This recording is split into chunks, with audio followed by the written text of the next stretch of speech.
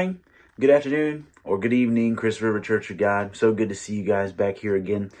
Today is going to be part two of a little devotional series that I started talking about the Hebrew boys in the book of Daniel and the way they became resolute and stood on their faith and stood by God when nobody else would. And so in this installment of the devotion, we're going to be looking at Daniel chapter 3. In Daniel chapter 3, we see the three Hebrew boys, Shadrach, Meshach, and Abednego, which again, those are their Babylonian given names. We see these three boys kind of at the center of this story.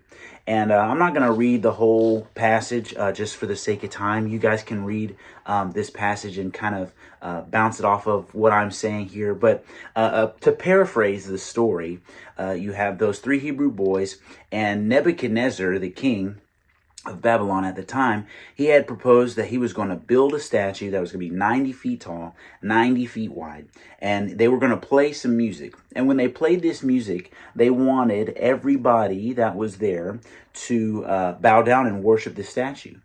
That they were going to worship the greatness of his kingdom, worship Nebuchadnezzar's statue because he thought it was so grand, it was so great, and that everyone just needed to spend some time worshiping this statue. And so, being that these Hebrew boys were followers of God, they would bow down to no man. They would bow down to no statue. They would not do anything like this.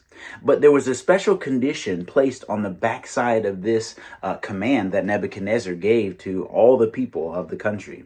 He said, when the music plays, you're going to bow down. And if you don't bow down, I'm going to throw you into a fiery furnace, an incinerator. I'm going to cook you alive if you don't worship this statue.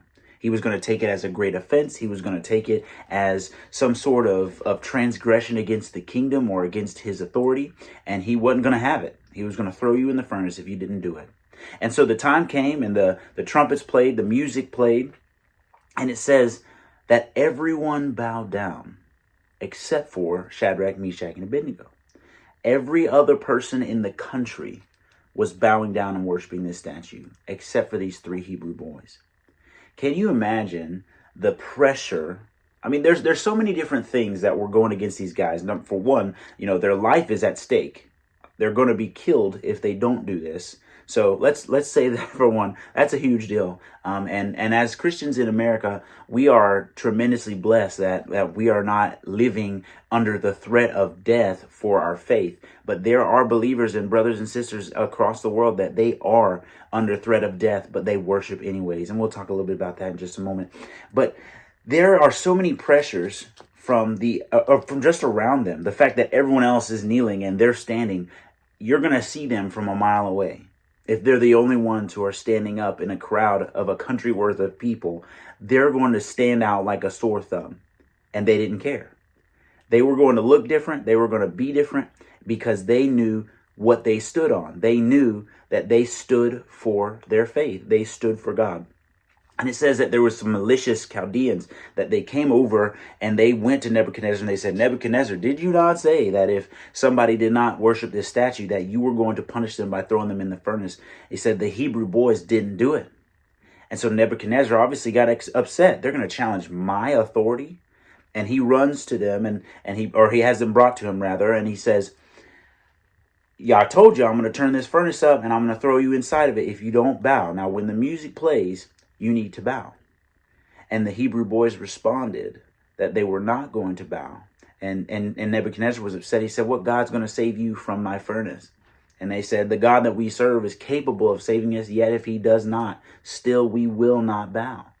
They stood by God. They stood by their faith. They stood resolute.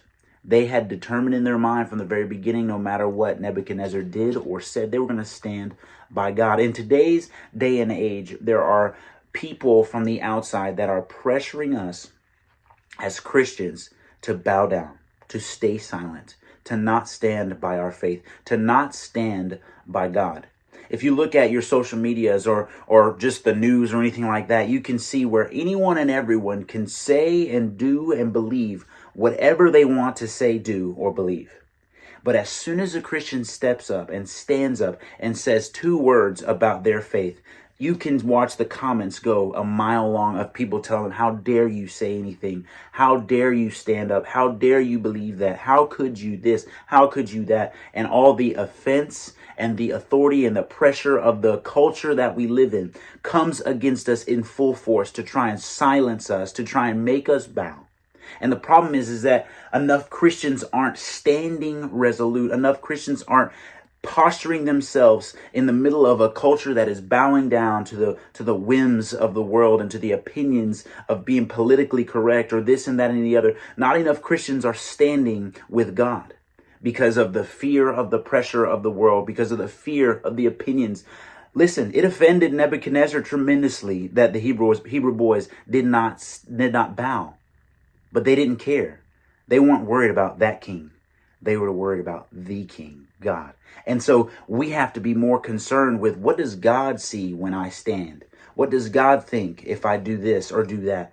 We need to be more concerned about offending the Lord and the fear of our king than the fear of the king of this world. The scripture goes on to say that the Nebuchadnezzar burned with rage, and he turned the fire up hotter, about 7 times hotter than it was originally.